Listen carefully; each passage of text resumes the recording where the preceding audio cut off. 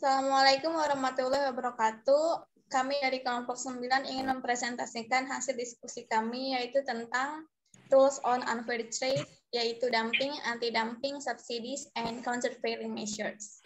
Perkenalkan, nama saya Salsabila Widya Semarajidan. Saya Andrea Lea Apriliano. Saya Audi Pratama. Materi yang pertama akan kita bahas itu adalah dumping. Pengertian dumping sendiri adalah suatu kegiatan menjual barang di pasar internasional dengan memasang harga yang lebih murah atau lebih rendah dari harga pasar yang ada dalam negeri. Kegiatan dumping ini kerap kali dilakukan oleh pihak eksportir yang melakukan produk atau komoditasnya ke negara lain dengan harga yang lebih rendah, baik itu di pasar dalam negeri importir ataupun eksportir. Ketatnya persaingan pasar seringkali menimbulkan kegiatan dumping yang menjadi isu di dalam dunia perdagangan internasional. Hal ini menjadikan kegiatan dumping ini dianggap sebagai bentuk persaingan yang tidak sehat karena bisa mengakibatkan kerugian pada industri dalam negeri yang menjadi tempat kegiatan penjualan curang tersebut. Tujuan dumping yang pertama itu adalah memperoleh keuntungan yang maksimal dengan adanya diskriminasi harga, yaitu dengan cara mengekspor ataupun menjual suatu produk atau komunitas pada negara lain dengan memasang harga yang lebih rendah daripada harga produk yang dijual pada negara eksportir maupun importir. Mencegah adanya penumpukan stok barang yang ada di pasar dalam negeri karena kelebihan produksi, sehingga perlu melakukan ekspor atau dijual ke negara lain dengan harga yang jauh lebih murah. Yang ketiga, itu melakukan monopoli pasar dengan cara melumpuhkan atau mematikan bisnis kompetitor.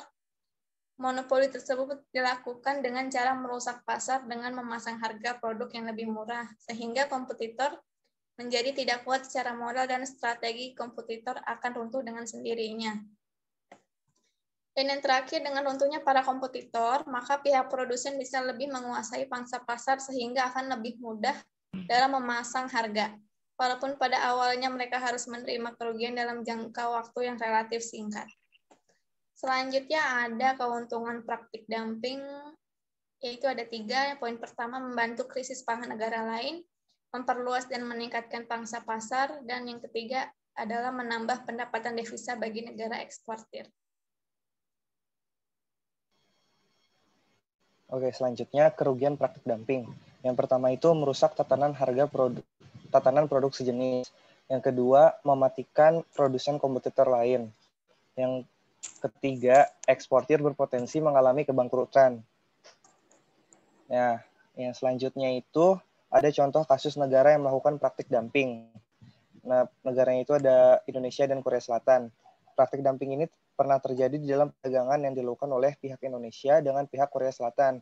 Negara Korea Selatan mengklaim bahwa Indonesia sudah melakukan praktik dumping dalam hal penjualan produk kertasnya. Kasus dumping tersebut berawal saat produsen kertas asal Korea Selatan tidak lagi mampu memenuhi kebutuhan kertas dalam negeri, sehingga harus melakukan impor dari negara Indonesia. Nah, produk kertas asal Indonesia ternyata lebih banyak digemari daripada produk dalam negeri, karena kualitasnya lebih bagus dan harganya juga lebih murah. Oleh karena itu, Korea Selatan mengklaim Indonesia melakukan praktik dumping. Nah, untuk bisa menanggulanginya, maka saat itu Korea Selatan menerapkan tarif BMAD yang sangat mahal sehingga akan merugikan pihak eksportir dari Indonesia.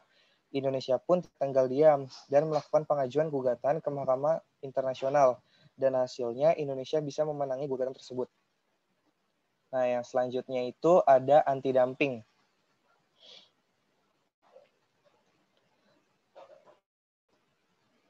Anti-dumping merupakan kebijakan suatu negara importir untuk melarang negara eksportir menjual produk lebih murah dari harga domestik.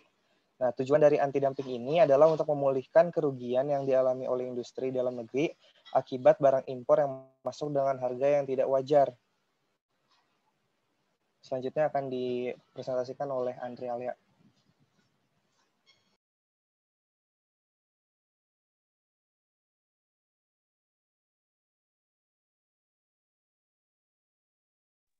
Andre, di unmute. Selanjutnya ada subsidies and countervailing measure. Perjanjian tentang subsidi dan tindakan adalah sebuah perjanjian dagang internasional yang berada di bawah naungan World Trade Organization atau WTO. Perjanjian ini mendefinisikan beberapa subsidi dalam WTO dilarang dan berbagai subsidi meskipun dalam artian yang spesifik. Mendapatkan tantangan untuk dilarang apabila mengakibatkan efek kerugian bagi kepentingan negara anggota yang lain. Aturan WTO membedakan antara subsidi yang dilarang, subsidi yang perlu diambil, dan subsidi yang tidak dapat. Subsidi dalam produk agrikultural dikecualikan dalam hal ini, karena diatur dalam Agreement on Agriculture. Next. Selanjutnya ada countervailing measure. Hal-hal terkait tindakan untuk menyeimbangkan subsidi ini diatur dalam pasal 6 GATT 1994 dan footnote nomor 36 5CM Agreement yang dinyatakan sebagai tindakan yang diambil untuk menyeimbangkan segala bentuk subsidi yang didapatkan secara langsung atau tidak langsung atas manufaktur, produksi, ataupun ekspor dari merchandise apapun. Yang kedua, aturan WTO tentang subsidi dan perdagangan yang subsidi diatur dalam pasal 6 dan 16 GATT 1994 dan WTO Agreement on Subsidies and Countervailing Measures yang disebut dengan SCM Agreement yang dihasilkan dalam Uruguay Round. Yang ketiga, pasal 11 SCM Agreement mendefinisikan subsidi sebagai kontribusi finansial oleh pemerintah atau badan publik yang memberikan keuntungan. Yang keempat, pasal 2 SCM Agreement lebih lanjut mengelaborasikan antara aturan WTO tentang ini yang hanya berlaku bagi beberapa subsidi tertentu saja bagi industri atau perusahaan tertentu. Sekian dari kelompok kami, kurang lebihnya mohon maaf. Wassalamualaikum warahmatullahi wabarakatuh.